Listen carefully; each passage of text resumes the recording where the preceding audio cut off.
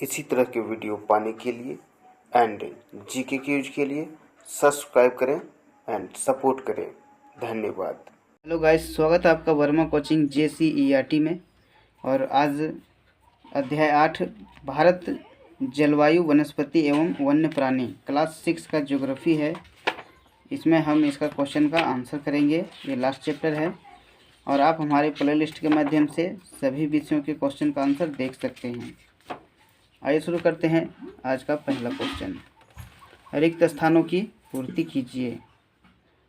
यहाँ पर है कि शीत ऋतु में दिन के समय शुष्क तथा गर्म पवन चलता है जिसे खाली जगह कहते हैं।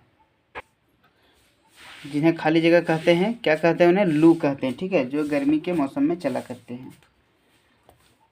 दूसरा है तमिलनाडु में खाली जगह के मौसम में अधिक मात्रा में वर्षा होती है। तो तमिलनाडु में शरद ऋतु के मौसम में होती है। ठीक है, यानी ठंडी में। तीसरा है झारखंड के खाली जगह राष्ट्रीय उद्यान बाघों का निवास है। तो वो क्या है? Betla national park. ठीक है। चौथा है सुंदरी वृक्ष खाली जगह वन के प्रजाति है। तो सुंदरी वृक्ष मैंग्रोव वन के प्रजाति हैं। ठीक है। आगे क्वेश्चन है कि सही उत्तर को लिखिए। विश्व में सबसे अधिक वर्षा कहाँ होती है? मुंबई, आसनसोल, मौसिनराम, चेन्नई। तो ये मौसिनराम है जो मेघालय में स्थित है। ठीक है, मौसिनराम होगा। दूसरा है मैंग्रोव वन कहाँ पाए जाते हैं? ठीक है, पश्चिम बंगाल, राजस्थान, जम्मू कश्मीर, मध्य प्रदेश। तो ये आपका मध्य प्रदेश हो जाएगा। अगला है कि महोगनी एवं रोजवुड वृक्ष पाए जाते हैं कौन से वन में? तो मैंग्रोव वन में, उष्णकटिबंधीय पतझड़ वन में, उष्णकटिबंधीय सदाबहार वन में, क्या मरुस्थलीय वन में? तो ये उष्णकटिबंधीय सदाबहार वन में पाए जाते हैं। ठीक है। चौथा है कि जंगली बकरी, हिम तेंदुए एवं भालू कहाँ पाए जाते हैं? तो इसका आंसर देखते हैं।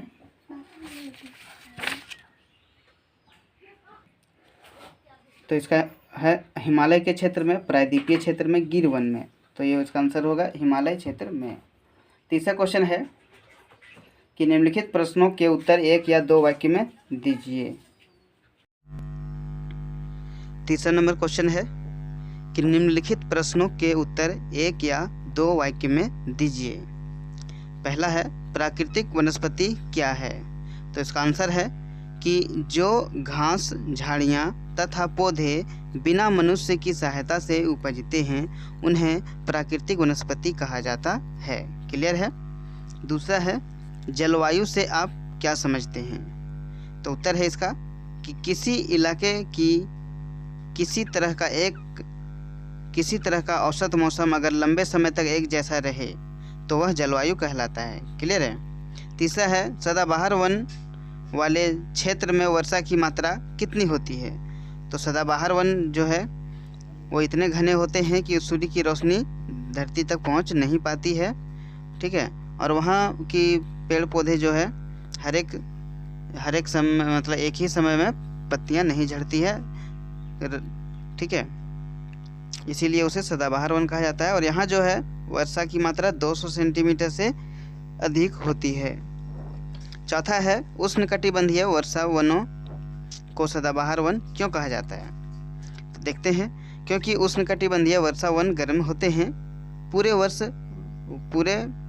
वर्ष अत्यधिक वर्षा होती है, यहाँ का मौसम कभी शुष्क होता है, इसीलिए पेड़ों की पत्तियां पूरी तरह नहीं झड़ती है, इसीलिए इसे सदाबहार वन कहा जाता है। क्लियर है। चौथा है लघु उत्तरीय प्रश्न। नाम लिखें भारत में पाए जाने वाले वन। तो भारत में कौन से वन पाए जाते हैं? उत्तर है कि भारत में पाए जाने वाले वन को 5 वर्गों में विभाजित किया गया है। पहला है उष्णकटिबंधीय सदाबहार वन, जिसे हम उष्णकटिबंधीय वर्षा वन भी कहते हैं। दूसरा है उष्णकटिबंधीय पतझड़ वन। तीसरा है मरुस्थलीय वन। चौथा है पर्वतीय वन। पांचवा है मैंग्रोव वन। क्लियर है।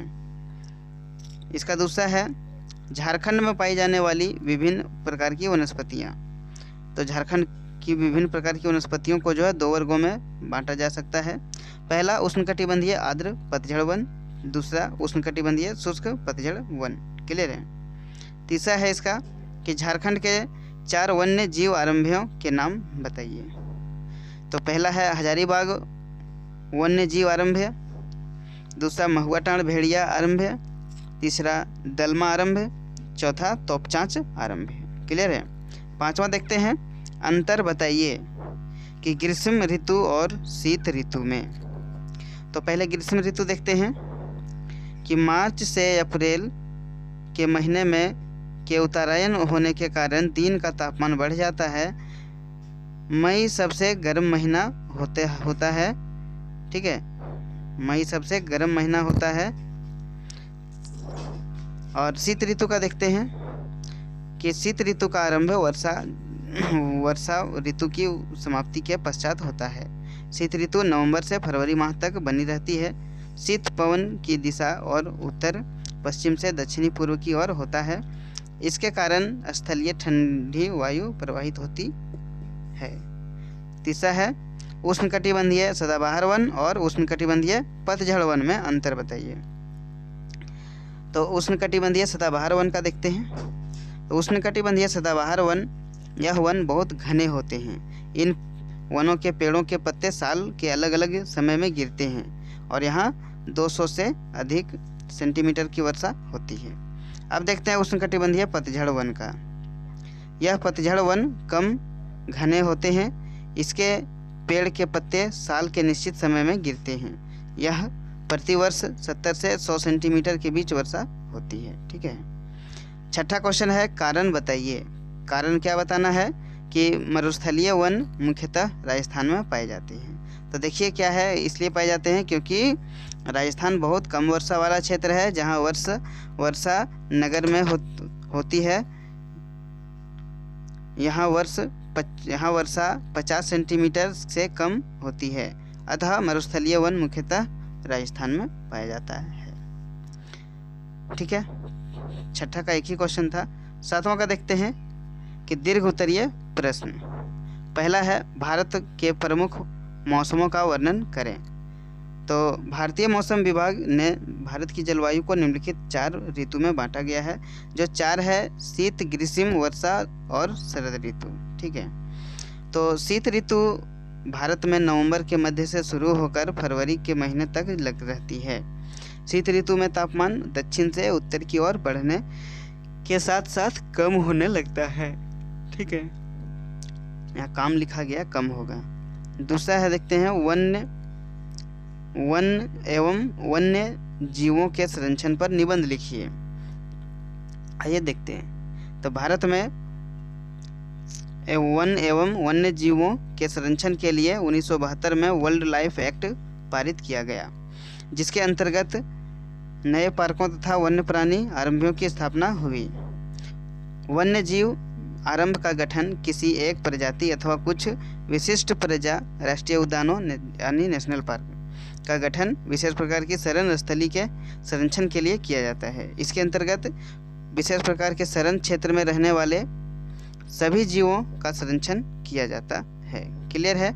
ये क्वेश्चन आंसर हुआ पूरा। आप हमारे प्लेलिस्ट के माध्यम से ये सभी चैप्टरों के क्वेश्चन का आंसर देख सकते हैं। इसी तरह के वीडियो और जीके क्यूज के लिए सब्सक्राइब करना ना भूलें। हमें सपोर्ट करें। धन्यवाद।